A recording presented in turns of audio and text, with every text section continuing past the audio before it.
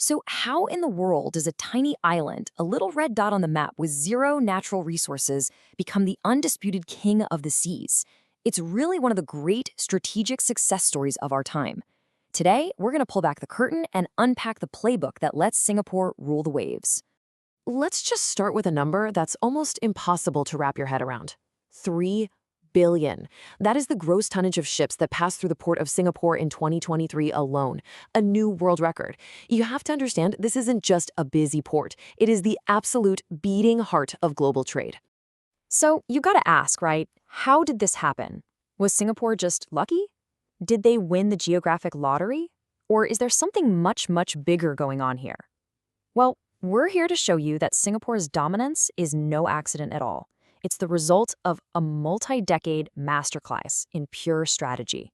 All right, so here's how we're going to break down this masterclass. We'll look at its sheer scale as a global titan, then dig into how it became such a powerful money magnet. We'll see how it's sailing into the future, why it has to act as a guardian of the seas, and then at the end, we'll put it all together to reveal the complete Singapore playbook. Okay, first things first, let's get one thing straight.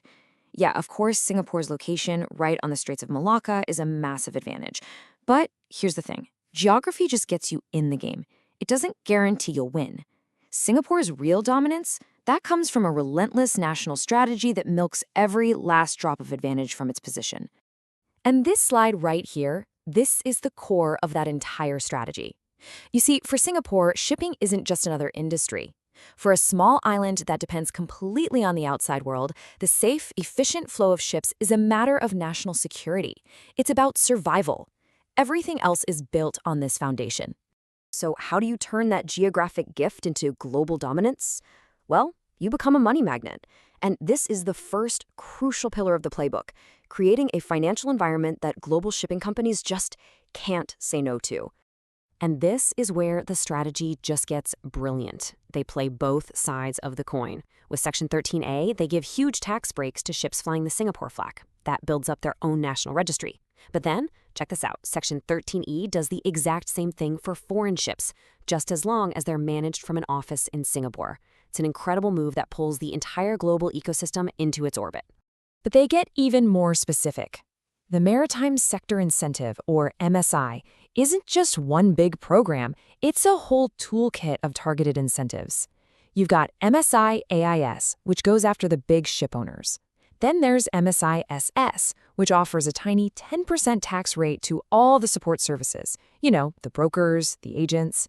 And MSI ML is aimed right at the finance and leasing companies. The takeaway here is simple. They've rolled out a custom-designed red carpet for every single player in the maritime world. And just to seal the deal, they offer something called a tonnage-based tax. What does that mean? Well, it lets companies choose to be taxed based on the size of their ships, not on their complicated, messy profits. This offers the one thing that big global businesses crave more than anything else: predictability. It makes the decision to set up shop in Singapore a total no-brainer. Okay, but being a money magnet today isn't enough to stay on top tomorrow. A real winning strategy has to look over the horizon. So Singapore is aggressively tackling the two biggest tidal waves set to crash into the industry: digitalization and decarbonization. This is their tech and green play. And they're not afraid to look in the mirror. Their own data showed a pretty big problem. There's this huge digital gap. You've got the big multinational giants who are digital performers, but then the smaller local businesses, the real backbone of the industry, are lagging way behind, barely digital literate. Singapore knew that this gap could threaten their whole system.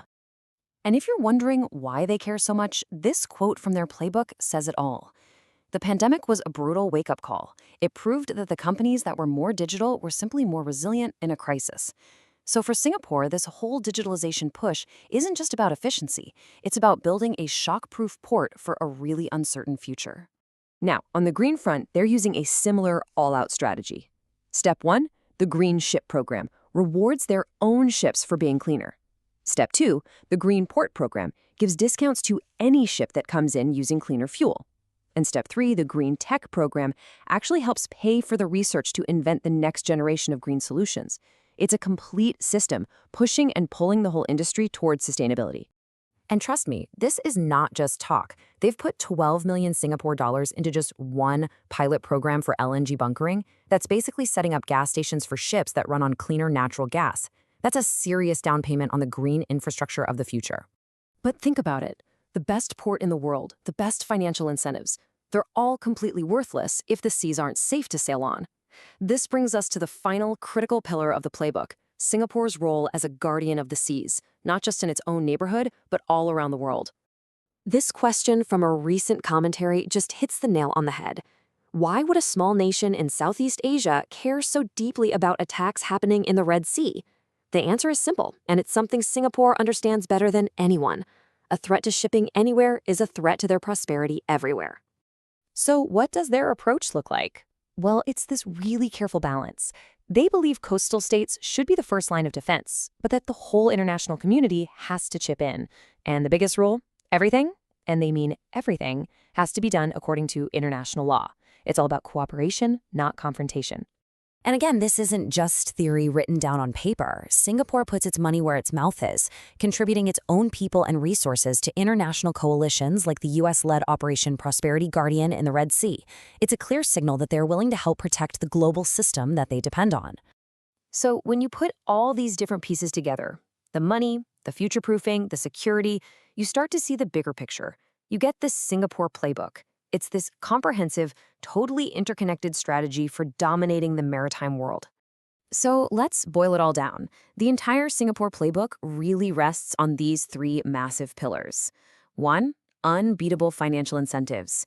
2, a relentless drive to future-proof the entire industry against any shocks. And 3, a rock-solid commitment to global maritime security. But the real genius here isn't just the pillars themselves, it's how they all work together, like gears in a perfectly designed machine. The safe seas attract more business. The money from that business funds the huge green and tech transitions. And that advanced critical hub is now seen as too important to fail, which just reinforces the need for global security. It's a powerful, self-reinforcing loop. Which really leaves us with one big final question. In a world that's only getting more complicated and more disruptive, is the Singapore playbook, this powerful mix of finance, foresight, and security, the only blueprint that's actually going to work for any nation that hopes to win in the 21st century?